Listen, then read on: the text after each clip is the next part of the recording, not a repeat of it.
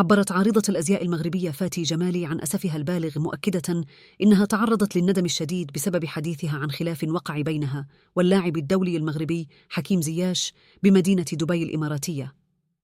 وأوضحت فاتي جمالي في مقطع فيديو لها تتحدث عن الواقعة بتفصيل دقيق إنها التقت حكيم زياش صدفة بإحدى شوارع مدينة دبي، وإنها كانت تسعى للتواصل مع اللاعب الذي تقدره وتكون له كامل الاحترام، خصوصا لما قدمه رفقة زملائه في المنتخب الوطني على مستويات عالية شرفت كرة القدم المغربية.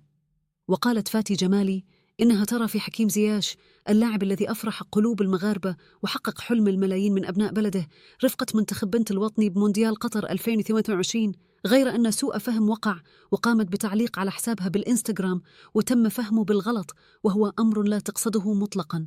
وأضافت فاتي جمالي موجهة كلامها للمغاربة الذي أعابوا عليها هذا التصرف إن سوء فهم ما وقع بينها وبين ابن بلدها، نافية كل ما تم الترويج له بشان إساءتها لحكيم زياش، وإنها إنسانة متزوجة ولها أبناء ولا تدعي الشهرة